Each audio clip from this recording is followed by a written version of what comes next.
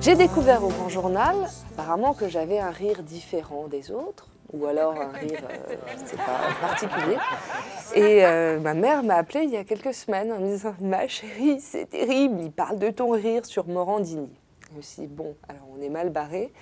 Et donc j'ai demandé à ma mère, mais est-ce que j'avais déjà le même rire petite, puisque je m'en souviens pas. Elle m'a dit « Oui, tu n'as jamais changé ». Donc voilà, apparemment j'ai toujours eu ça, c'est une marque de fabrique, et j'en suis désolée.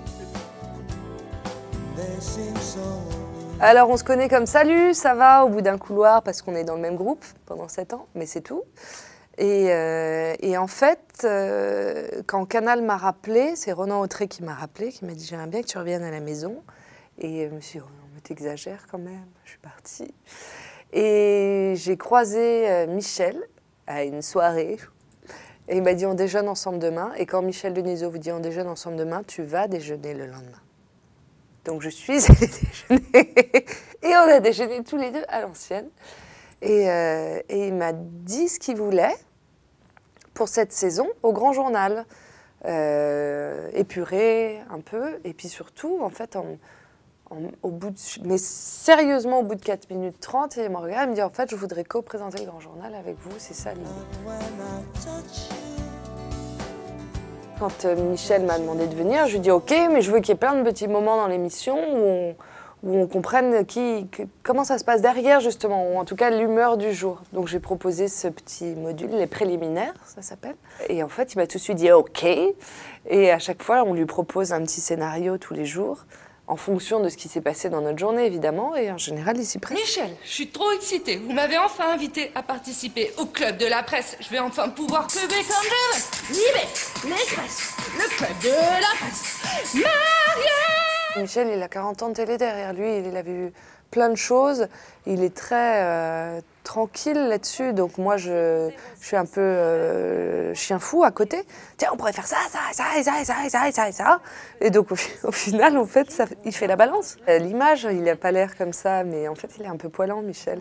C'est un peu le premier à raconter une bonne blague, vous le savez bien. Et donc du coup, on s'ennuie pas des masses. Je sais, Michel, c'est la première émission de la saison, mais vraiment, je peux pas le faire. J'ai rien à me mettre. Mais je me suis foutue 200 fois à poil dans les autres émissions, c'est ça que j'ai pas compris non plus. Pourquoi est-ce que le Grand Journal, tout d'un coup, quand on fait quelque chose, ça prend plus d'ampleur qu'ailleurs? Je ne sais pas. Je me suis foutue à poil, sincèrement, le jour même, en me disant bon, bah, j'ai rien à me mettre, Michel, tiens, bah, on va écrire ça. Allez, j'ai rien à me mettre, me mets à poil. Et comme il m'a dit tout de suite oui, c'est là que je me suis dit ok, je suis en confiance. C'est tranquille, Michel est ok, il me soutient. Il m'a dit de toute façon je te lâcherai jamais, donc on ne se lâche pas.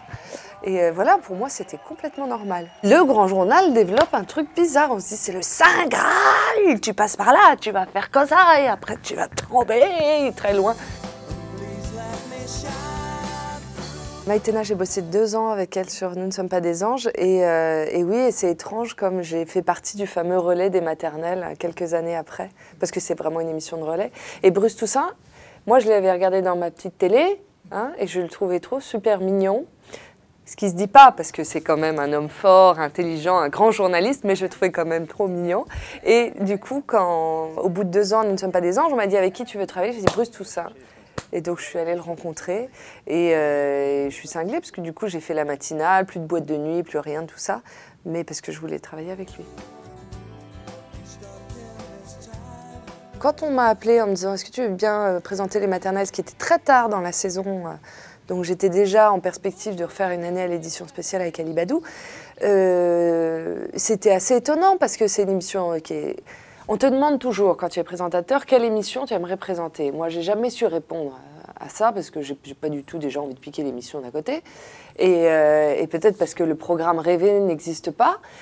Mais quand on te parle des maternelles, et que tu as été maman, et que tu es maman, et que tu as galéré pendant ta grossesse, et que cette émission, bah, elle est d'utilité publique, c'était le super cadeau.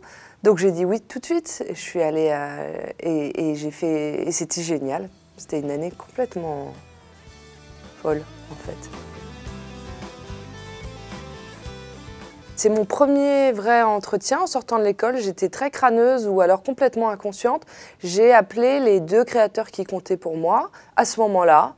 Enfin, il y en avait 3-4, mais donc j'avais appelé Sonia Rykiel et John Galliano, puis j'ai appelé au standard à l'ancienne. Hein. Bonjour, je voudrais un stage, comment c'est possible?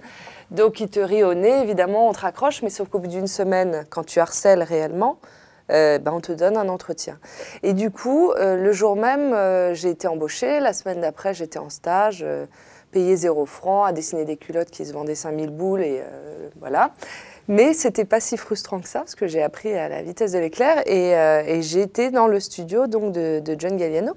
Et c'était passionnant, ouais. J'ai passé 2 années assez hystériques. J'ai eu des minuscules petits rôles au cinéma et c'était un peu chouette, mais parce que j'avais aussi très peu de temps pour le faire et pour m'y consacrer. Et j'ai trouvé ça assez génial. De toute façon, de me mettre en scène, je l'ai toujours fait et j'ai beaucoup d'admiration pour ces gens qui font ce métier-là. Donc pourquoi pas le refaire? Redessiner de la mode, non, je préfère m'intéresser aux autres. Je le referai pas. Et du théâtre, ça c'est une telle rigueur aussi. Remarque peut-être que la quotidienne quand même demande une certaine rigueur. Donc je ne sais pas encore.